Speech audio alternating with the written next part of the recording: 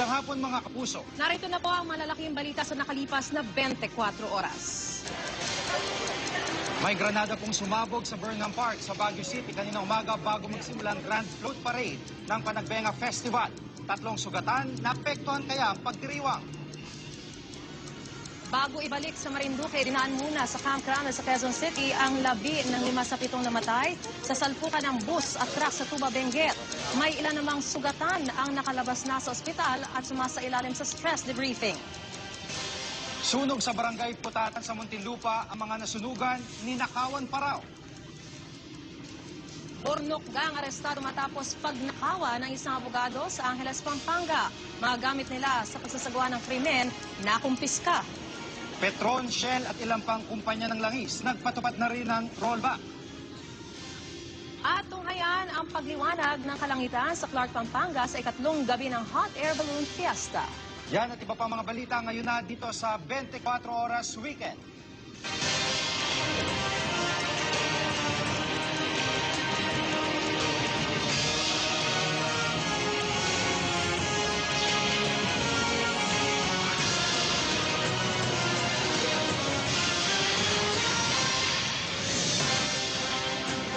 Nabahiran po ng karahasan ang Panagbenga Festival sa Baguio City bago nagsimula ang Grand Float Parade kaninang umaga.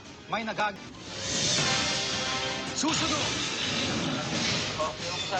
8 ininalang miyembro ng notorious na Burnok Gang arestado matapos nakawan ng isang abogado sa Angeles, Pampanga.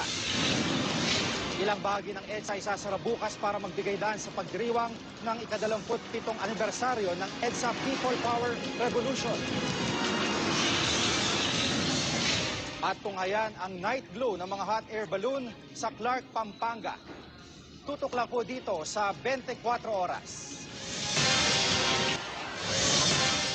Susunod, ang night glow ng mga hot air balloons sa Clark, Pampanga. Tutok mga kapuso dito sa 24 oras.